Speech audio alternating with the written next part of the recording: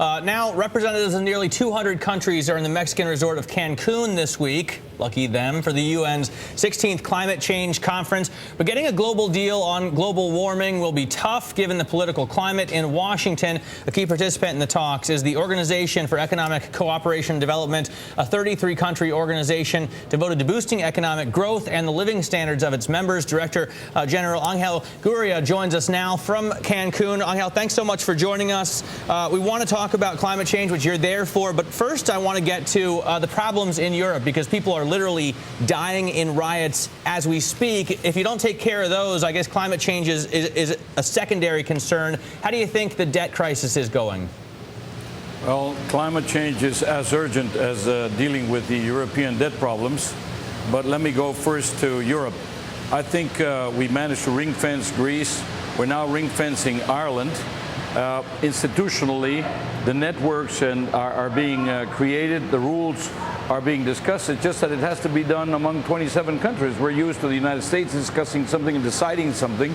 You know, every single country deciding on its own. But here's the 27 creating what will be in effectively the Europe of the future in terms of the financial system. So I don't think we should be misled by the cacophony.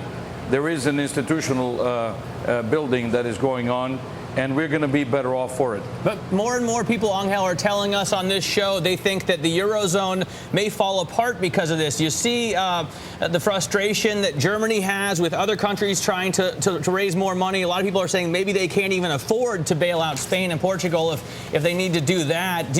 Are you confident that the euro will survive? These discussions actually make no sense. The euro not only will survive, it'll thrive, it'll grow. More countries will join the euro. It is now the single largest trading group in the world. It will continue to grow. And, you know, the fact that one or two of the countries are going through a difficult moment does not mean the whole of the institution, the euro and Europe, are going to fall apart. That's not the case. Actually, if you after Greece and after Ireland, which are in trouble for completely different reasons, really nobody else is in that kind of situation. Portugal and Spain have done their homework. They've done whatever they had to do. They bit the bullet, and they took the difficult political decisions, and they're on the right track. So I think we're going to get out of this one better. The ECB is back in providing liquidity to the markets. So, and the discussions about the safety net are activated now. So something will come up that is better than what we have today. And today we have something that is better than what we had a year ago. Angel, let's talk about why you're there in Cancun, and that is about climate change. As you know, we're having a tough time in the U.S. getting anything done on this front. Major climate legislation effectively dead here in the United States. Can anything be done, though, on a global basis without the United States, in your view? Well, you always have to keep trying. And it's also a message to the legislators. Remember, the lower house already approved the bill. It's now the Senate. Now, eventually, there'll have to be discussions and a compromise.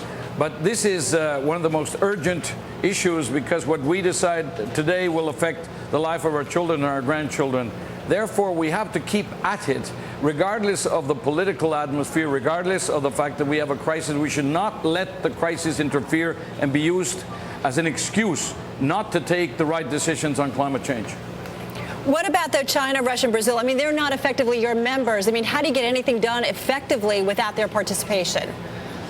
You can't.